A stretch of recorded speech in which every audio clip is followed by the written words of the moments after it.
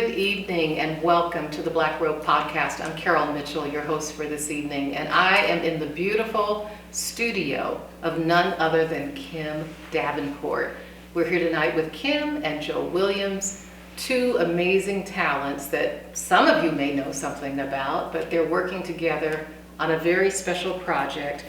Samuel Coleridge-Taylor's music is about to be released in the form of an album, and these two beautiful talents are responsible for that. So welcome to Kim Davenport and Joe Williams. Thanks for being on the Black Robe tonight. Thank you. And Kim, thank you for letting us do this in your beautiful studio. Appreciate it. It's a space that I love sharing with people, so thank you for being here. Our pleasure. People may know you as a pianist and as an educator.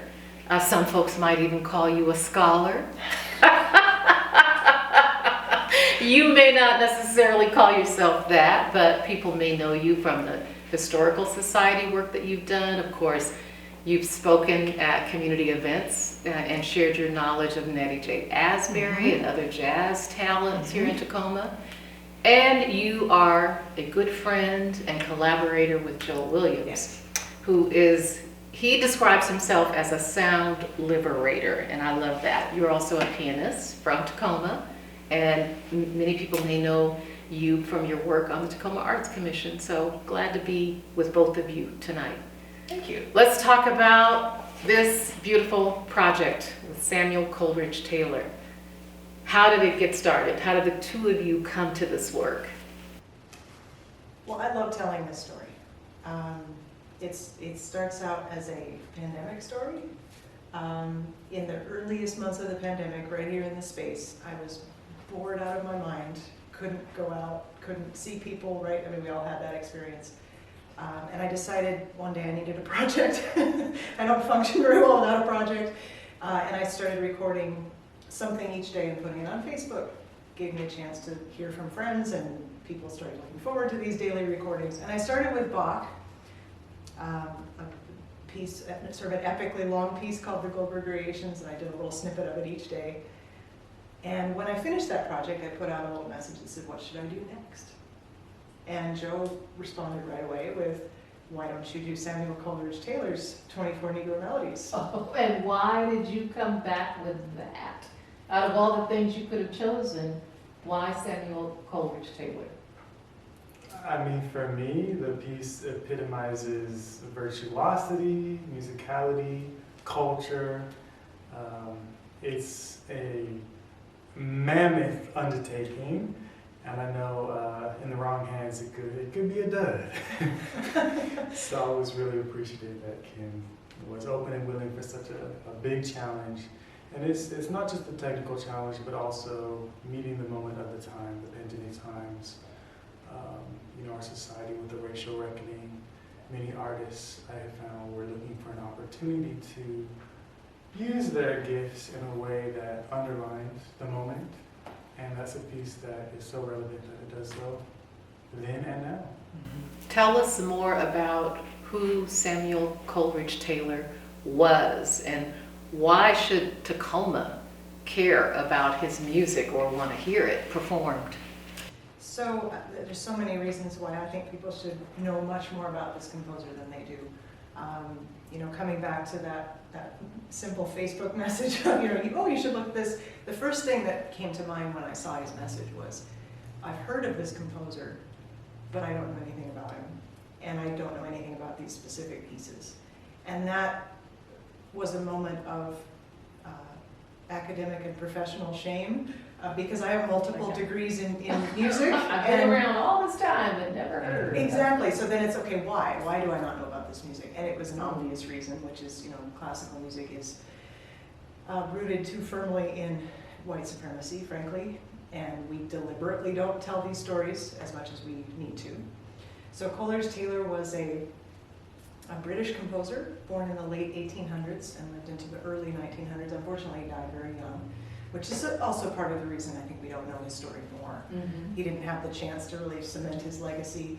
But he was of mixed race heritage. His father was from Africa. His mother was actually a very modest means family. And we don't know much about the relationship between his mother and father. We don't know the extent of their romance, but he was the result of their meeting in London and grew up in Victorian England and had obvious musical talent and had a grandfather who saw that and got him into lessons, and the rest is history. He was extremely successful during his lifetime as a classical composer. Incredibly influential. Incredibly Lots of influential. American names we know, right? Yes, I mean, he made multiple trips to the United States, early 1900s. One of the stories I love to tell that is very connected to Tacoma is that Nettie Asbury, among other Black leaders in Tacoma, when Coleridge-Taylor passed away, they put on a major event here in Tacoma, which seems, why would they be celebrating this composer from halfway around the world? It was because he was so meaningful in the conversation about the importance of Black artistry.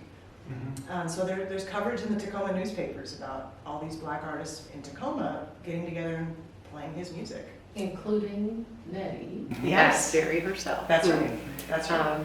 We are starting to educate Yes. Tacoma and surrounding communities about her legacy. Yeah. And she played one of the pieces in this set of pieces at that event in Tacoma.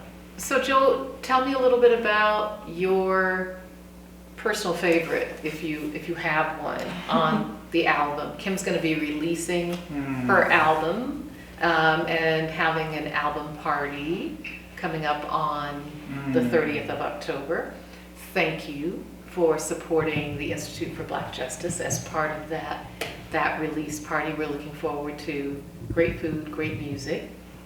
And if you had to choose which of the melodies you would say is your favorite personally, which one would it be? And why? Well, I have a very special relationship to this music itself. Not just as a Black American who grew up on these spiritual melodies, but many important influences in my life have interpreted this repertoire. One of them being my mentor, Frances Walker, who was the first tenured African American female professor at Oberlin College in the Music Conservatory, and she was able to provide me a scholarship, and she recorded the complete 24-year melodies. That's how I first became aware of the work. And another important influence, William Chapman Yahoo, who has been advocating for the inclusion and programmatic awareness of Black composers in our region and beyond internationally, has also engaged with this repertoire as well. So that said, I would say Going once, going Right. twice. let's go with Deep River. Deep River, why? Starts with these incredible rolled chords in the piano, conjuring just this flowing, watery atmosphere before this beautiful melody emerges. And it's just one of those pieces that just moves you to tears. Has this fiery middle section that just ends in triumph before it simmers back down to this angelic finish. Beautifully said, and maybe we can persuade Kim to play a little bit of Deep River a little bit later, maybe. I don't say no to Joe very well, so sure. Can you persuade her to play a little bit of it so that we can get a sense of the experience that you have with the music when it's played? Kim is an advocate. She needs no persuasion. She takes projects by storm. What about you? You have played 24 of these melodies. Joe's favorite is Deep River. Do you have one of your own? And I'm wondering also, is there one that was the most technically difficult to play? Yes, that's an easier question to answer. Well, the thing about this language is that I both really love the way Coleridge-Taylor writes for piano, and it's also very challenging. That's what propelled me through the project, because just based on the challenge alone, it would be easy to give up and say, I don't need to record all 24 of them. I can just 12 would do have a been subset. fine. Exactly. But the reason it was important to me is, we've had this conversation over the last few years. I'm trying to find what can I offer as a musician in a world where we need more work from everybody on equity. And I am not in a position, as much as other people might be, to reform policing in our country, and I don't want to run for office. There's things either I wouldn't be good at or I don't want to do. Not your lane. No, my lane is I'm a musician, I'm a teacher. What in that lane can I do? Mm-hmm. And one of the things that we've talked about is, and I've observed this so often, music by composers of color, and specifically Black composers, doesn't get played unless Black artists play it. And that's an injustice that I can directly impact. Mm-hmm. If I play this music and I let other people play Beethoven and Mozart, and then maybe I free up a Black artist who would rather play Beethoven or Mozart or some other composer. So that was really what drove my passion to take on such a huge project. And as I went, I think, honestly, at some point, almost every single one of those 24 was a favorite because they're so skillfully written, and the original raw material of the spirituals is so powerful. I've recognized some of these songs growing Yes. up in the Black church with my Baptist mama singing Yeah. gospel music, a cappella, of course, no music behind her, and then my African Methodist Episcopalian father on the other side. So it sounded familiar when I was listening to the music coming here tonight. There were some moments when I was back in church, and then there were moments when I felt like there were characters on stage performing, and that this was the music moving the drama and the story along. There were pieces where I was feeling really emotional, and then there were pieces where it was like, oh, okay, I can chill now. So which one was the most difficult, though, for you personally to perform? Because all of them seem as if each one of them has its own, sort of rich way of unfolding. I think there's two kinds of challenge in this music. One is there's technical challenge, and the one that jumps to mind immediately is the bambula, which is just very virtuosic and showy, and so that was a challenge just as a pianist. But the bigger challenges for me were those that do literally bring you to tears every time you approach it. And so then, of course, you realize, oh, I'm supposed to be the professional keeping my cool here to get through this performance. And yet the music itself is right. Yeah, because it's deeply spiritual. It's music that, was sort of blessed with that history of being deeply spiritual, provocative, at that level. Right? So at that level, for me, the one that always has that impact on me is Many Thousand Gone. And one of the things that the composer did in the music was to provide a little snippet of the original source of from where he pulled the melody with the words. And some of them, there's a few that are African, and there are words I don't even recognize, but those that are African American, you really are pulled deeply into the history and the meaning of what these songs are about. And Many Thousand Gone is a very powerful statement. I don't know if you'll have time to do Deep River and a little bit of Many Thousand Gone, but maybe we can get a little bit of that as part of the podcast tonight. You said something earlier, and Joe, I wanted you to weigh in on this too, about being a white woman, a pianist, a teacher, playing what folks would consider to be, quote, African American music, or music from an African American composer.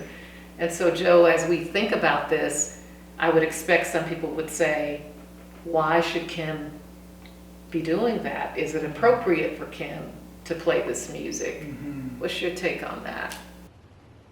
I mean, the response is pretty succinct in my experience. I'm a classically trained pianist, and no one ever asked me why I was going around playing, Chopin etudes. It's part of my curriculum, right? This is cultural advocacy, but it's much bigger, it's much more universal than these containers that were constructed, right? So, being as we know, the canon has historically underrepresented Black voices, both in publishing opportunities, to performances, to commissions. it's only right and fair that many white artists would try to address this in a deep and meaningful way, which I believe Kim is very much so doing, especially with this amazing collaboration with your organization. You know, it might be enough for some artists to release their album and put it on Spotify and keep it moving, right? Right. But Right. we're gonna make a little fundraiser out of this, right? Right? For the Institute for Black Justice. Okay. I mean, who would have ever thunk, right, that we would be in this beautiful space. Your mother, Lori Davenport, paints out of the space, and you create on that beautiful piano out of the space. And so the energy in it is as deeply spiritual as the music that you're playing. So I really appreciate that. I also wanted to just point out that the opening up of the space and inviting us in and reaching out to Institute for Black Justice, to me, was a revolutionary act on your part. And you probably weren't even thinking this way, but for me, it's just a beautiful example of what individuals who acknowledge their privilege, who acknowledge their experience in a world that is racially contained. There's a racial container around our experience in this United States. And then to do something so intentional as to decide that you're going to take Joe Williams' offer and produce this music, but then also to open up your space, your private space, to a community of people that you may not spend a lot of intimate time with as part of the sharing of the music. What were you thinking? I would imagine there's some friends of yours who are going, Kim, what are you doing? You know, first of all, you're playing this music, Negro spirituals, and you're raising money for the Institute for Black Justice. What the hell? Like, what's going on, Kim? Thankfully, Tell them what's going on in your head. thankfully, my friends, no one reacted like, what's going on? They reacted like, oh, that's great that you're doing that. We'll be right behind you. Oh, showing us how, But showing that's us how okay, you that's do okay. intentional movement, incremental movement toward a more just society. Right? Right. This is how you do it as an individual. It is, and it also, for me, it comes out of, and maybe this comes out of teaching, because I've been teaching for many years at UW-Tacoma about classical The music. scholar. in you. Okay. But teaching a population of students who typically don't feel welcome in the world of classical music, and I see my job as, this is much bigger than that. Classical music is just an art form that is out in the world for all of us to partake in. So how can we break down those barriers that make people feel unwelcome? And one of the things that I feel about that is to find relevance. So one of the reasons people don't feel, white, black, whatever color, don't feel welcome in that world is it's something from the past. We see it as something from the past that's not relevant in our lives. But Coleridge-Taylor's story, even though it's a century old, is relevant in our lives. And finding these ways to reach out beyond the world in which we ourselves are comfortable. It made sense to me to make this about how does this affect Tacoma today, even though the music is a century old. Well, I think that's the perfect, I want to ask Joe one more question, and then I think we should transition and hear some of this beautiful music as part of the offering that we're making to the community. I do want to make sure that we know when the album is going to be released and where people can find it. And then I've got a final question for Joe and we'll wrap. So the album is now streaming Oh, on all the platforms, all the places where things stream. I'm old enough that still seems a little bit magical to me, but it's on Spotify and YouTube and all Apple Music and all the places. And then, as you mentioned, we're having a party in a few weeks to celebrate the launch of the physical CD and raise some good money for IBJ. thank you for that. But the music is out there. The music is out in the world of the magic internet. The music has all the sphere. music. Yes. Yes, it's out there. It felt really I felt like a little bit of a throwback popping this into my CD player. and my co-pilot that was in the car said, "Oh, you have a CD player in your car?" It's like that. Even that is unheard of nowadays. That there's actually a CD player, and I actually. But I wanted it to be available in all possible. If the budget had been big enough, I would have done vinyl too. But I couldn't quite make that happen. Oh, that really would have been retro. Joe, you mentioned something very casually, but I caught it, and it's a very big deal. The fact that you went to Oberlin, the fact that you're a classically trained pianist. These are not things that if I saw you walking down, Tacoma Avenue, I would expect you to say about yourself. So tell us just a little bit about the journey from Tacoma to Oberlin and how it was that great talent that you are was discovered or uncovered.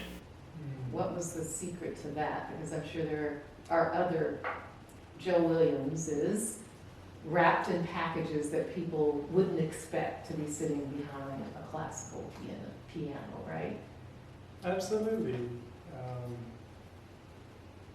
So, being born in Tacoma, I developed a love for music just by picking things up by ear. And eventually, I studied privately to cultivate my technique and reading skills and all the fun things you teach. Mm-hmm. And very much in the classical tradition. I was able to take a regional audition at Oberlin Conservatory. And this was one of the few music schools who do regional auditions in Seattle. Because my family was not trying to fly me out for an audition.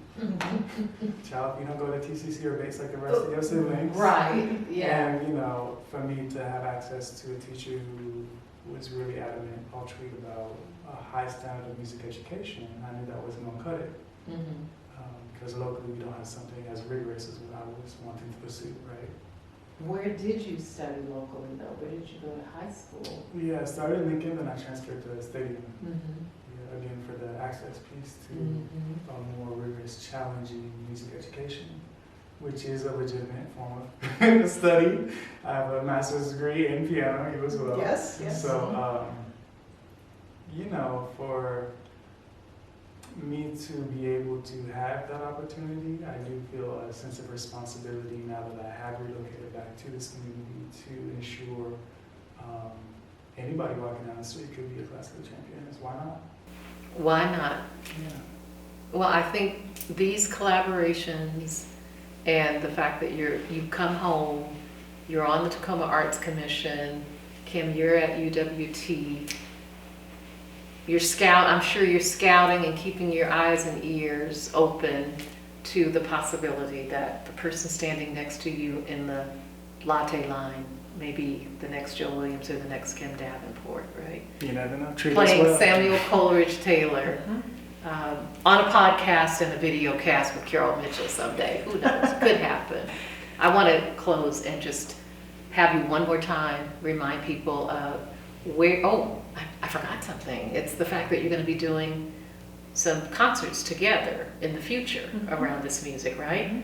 Real quickly, tell us about that, and then tell us one more time where people can hear the music. Yeah. So we were talking after the recording was done, in the can, as my dad would have said. That's old school. After the recording was done, it would seem a shame that it's just put out there and nothing else happens. So one thing that is happening is this fundraiser and helping people in town realize we can have local impact by celebrating a cultural artifact like this. But also we talked about this idea of let's present this music more widely. And looking like I do, I don't feel right about doing that solo. I'll play the music, I'm happy to do that, but I think talking about the complex history of the spirituals is something that needs another voice. And we've been reading more about Coleridge-Taylor, learning more about his story, and putting together what in the music conservatory world would be called a lecture recital, which sounds like a really boring title. But it's that concept of putting music together with boring, but presentation. We'll just call it, we'll call it a presentation. So pairing the music with some context about the music, that's a discussion, or, letting a fellow scholar talk about that music. So that's coming up. Next year, 2023. We Yeah. can look forward to that. Maybe collaborate on some fundraising and some promotional things to help out. Maybe do another podcast even. But thank you very much for tonight. Really appreciate the time, the vision, the great idea that you had, and the fact that you, Kim, had the courage to say, yes, I'll do it. Appreciate the example that it creates and the opportunity and the challenge, I would say, that it sends to others who talk about equity and justice, as opposed to those of you who are actually walking about it and taking action, revolutionary action to move it forward. So thanks for being here. Thank you. On the Black Robe. Thanks for watching. We're going to hear a little bit of the music of Kim Davenport in just a moment.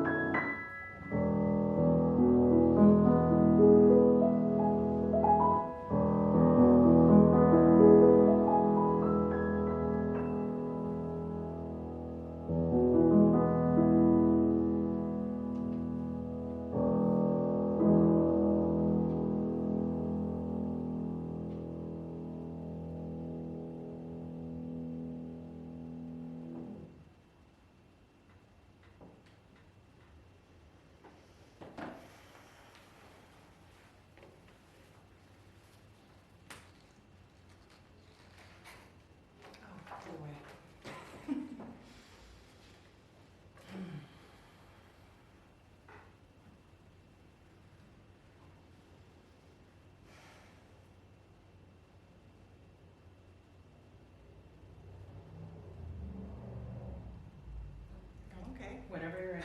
I'm just gonna leave it rolling, I'll cut out any dead space, you're good.